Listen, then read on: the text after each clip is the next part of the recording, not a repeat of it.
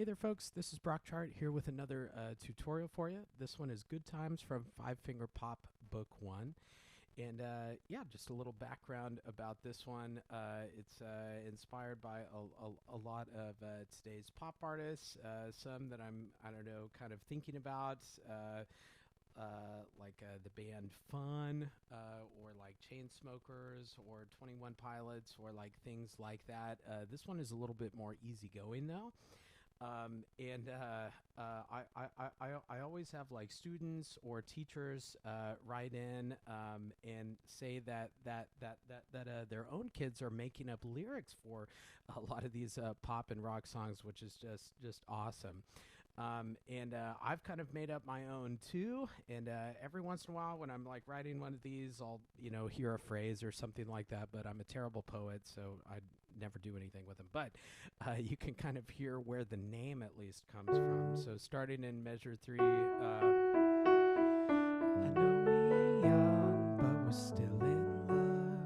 Think of all the good times that we come from. Know we ain't young, but we're still in love. Think of all the good times that we've been. Or something like that. So yeah, that is where the title comes from. Good times. And so to play this one, we're going to start with our right hand 2 is going to be on this black key here, F sharp. And we're lots and lots of very steady quarter notes in the right hand, and your left hand thumb is going to be on D, right above this lower C here. And so right hand is going to start us off, and we do have a crescendo over the very first couple of bars, and so very smooth legato playing. Be careful about the crossover in that right hand, like we had talked about in the last video with City Beat. We want to make sure to keep your thumb as an anchor. And when you cross over, try to use your fingers and not your elbow or the wrist. So that can lead to some bad habits later down the road. And yeah, you don't want to clock your piano teacher with your elbow or do a chicken wing. So try only fingers. Now, what's kind of unusual about this tune is that the left hand lines up with the right hand in some odd places, particularly like on beat 4, right in measure 3, which is kind of in, I don't know, a lot of tunes. You see beat 1, you see beat 3. Those are kind of the strong beats, we would call them. But this is a weak beat. And when you play it kind of fast, it makes some syncopation and just happening naturally. And so syncopation is things that are off of the beat. But it kind of, pop music has this all the time, and so it's kind of a cool thing. So just be cautious about that. Whenever I do this with students, I always think drumming is an excellent exercise. And so, you can practice even just like drumming on your lap or your, key bed or your music stand or whatever. 1, 2, 3, 4, 3, 4, 1, 2, 3, 4, 1, 2, 3. And so I'm just taking the notes out of the equation and just concentrate specifically on the rhythm. If you want to, you feel comfortable with that, then you can try playing one hand and drumming the other one. 1, 2, 3, 4, 3, 4, 1, 2, 3, 4. So, some, I always like to, draw or mark or, encourage students to write notes in their own sheet music. Something that I will do often is literally draw a vertical line connecting the right hand note to the left hand note. It's just a visual reminder, and a lot of my students find that helpful. So, of course, feel free to mark up your music. So nothing super crazy here. We do have to stretch out that right hand a little bit more in measure 4 and 5. So then we're crossing over with that third finger right there in measure 4. And then as soon as I do that, I'm kind of doing, that's our new position. So watch my right hand there, and I'm crossing over with a 3, 3, 2, 1. And so that can be a great spot just to focus on. And I always like to say, let's put it on loop. And I'm just kind of getting just that very small little segment there. And I'm just, kind of getting some repetitions in just to get that in my hand and get that feeling good and comfortable and confident. Let's see, the next line, nothing super crazy here. We do have some hits that are lining up in measures 9 and 10.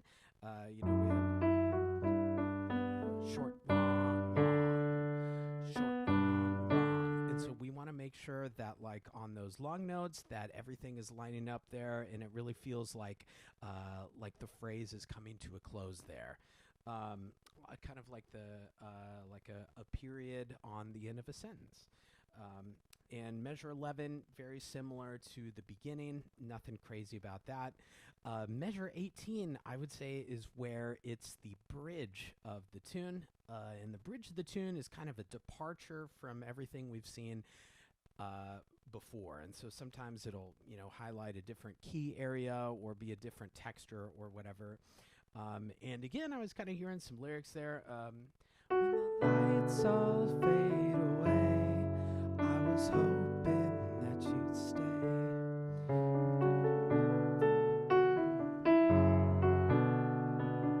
So, yeah, I only have like little bits and pieces. But, yeah, I definitely encourage students to, finish the lyrics or write out, your own words to it and sing it. So I would love to hear them.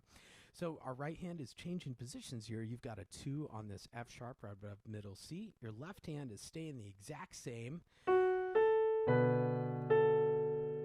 we are stretching a little bit in this right hand to a 3 on F sharp here. And we're continuing our rhythms where like everything's kind of lining up on that weak beat, right on beat 4. Again, you can draw a mark connecting those if it helps you.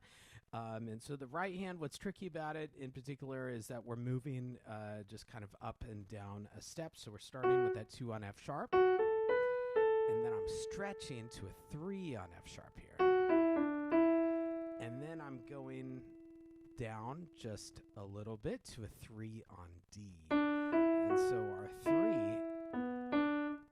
is moving around a little bit. And so one more time, we're going to try that. So we have a 2 on F sharp. And then I'm stretching a little bit to where that 3 is going to be on F sharp. And then during these rests here, I'm going to bring my hand down a little bit and to where that 3 is on D. So left hand isn't doing anything tricky here so far. We've got like 1 and 3. And then if you wanted to, you could do this. I'm stretching that pinky a little bit. You could do these F sharp and C sharp with maybe a 2 and a 5. Some students like a thumb and a 5, so a 1 and a 5. So yeah, try those out. We'll see which one feels natural and confident for you. And then we're just sliding that pinky right back up, and then we have this kind of descending figure. Let's see, the only other part, this very, very last line here is a little bit different. It's kind of a transition to get back into the first page. So let me play that for you.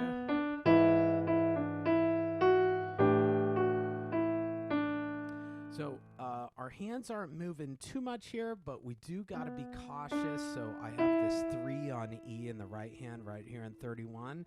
And then I scooch over and I play that same E with a 2. And so you can watch and you can kind of practice that motion and just feeling comfortable playing the same key, but with a different finger. So a good exercise for that is maybe just in quarter notes, practice going really nice and steady from 3, 2, 3, 2. So you want it to, your audience, you want to be a magician to where, your audience can't see our secrets or what's happening behind the curtain. And so you want, even those finger switches, we want our audience to sound like, we're playing it with the same finger. So there's, and so we're just practicing that smoothness of the motion there. After measure 34, we have a DC. That'll take us all the way back to the beginning. And we just repeat until the fine right in measure 17. So, yeah, hope you had some fun with good times. I appreciate you tuning in, and I'll see you in the next one.